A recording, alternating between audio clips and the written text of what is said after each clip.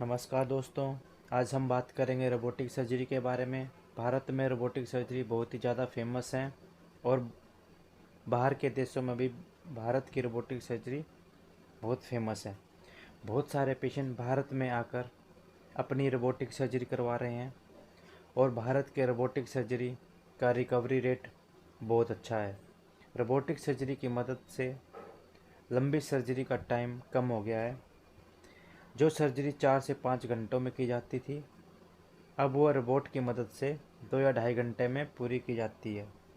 Robotic system के 4 हाथ होते हैं, जिसमें से एक हाथ में कैमरा और बाकी तीनों हाथों में रोबोटिक इंस्ट्रूमेंट लगते हैं।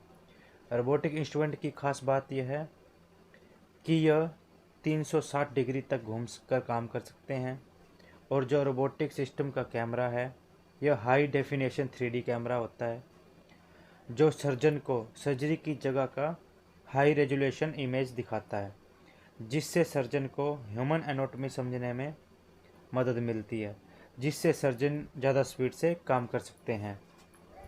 सर्जन एक कंसोल में बैठकर आराम से काम कर सकते हैं, जिससे उन्हें थकान कम होती है और इसलिए एक दिन में ज़्यादा सर्जरी कर सकते हैं। कंसोल में बैठकर सर्जन अपने हाथों और पैरों की मदद से रोबोट के हाथों को मूव करवाते हैं। रोबोटिक हाथों की जो काम करने की सटीकता है, वह मानव हाथों से बहुत ज़्यादा होती है, इसलिए पेशेंट रोबोटिक सर्जरी की तरफ ज़्यादा आ रहे हैं।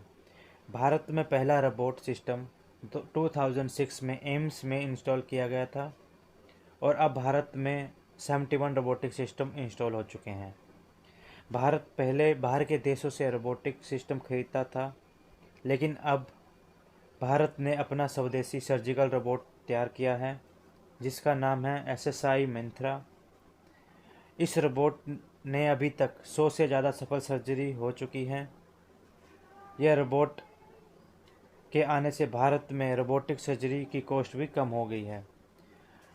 जो रोबोट बाहर के देशों के से लिए जाते थे, उन रोबोट की कीमत होती थी 10 से 15 करोड़, और जो भारत में रोबोट तैयार किया गया है, उसकी कीमत है 5 करोड़।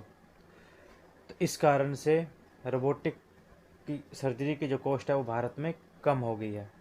रोबोटिक सर्जरी से पेशेंट को ज़्यादा बड़ा चीरा या स्कार नहीं लगता, जिसकी वजह से रिकवर होने में टाइम नहीं लगता और इन्फेक्शन होने के भी कम चांस होते हैं। रोबोट के आने से अब पेशेंट को सर्जरी करवाने के लिए ज़्यादा वेट नहीं करना पड़ता, पर भारत के हिसाब से रोबोटिक सर्जरी काफ़ी महंगी है, इसलिए हर किसी पेशेंट को रोबोटिक सर्जरी की सलाह नहीं दी जाती।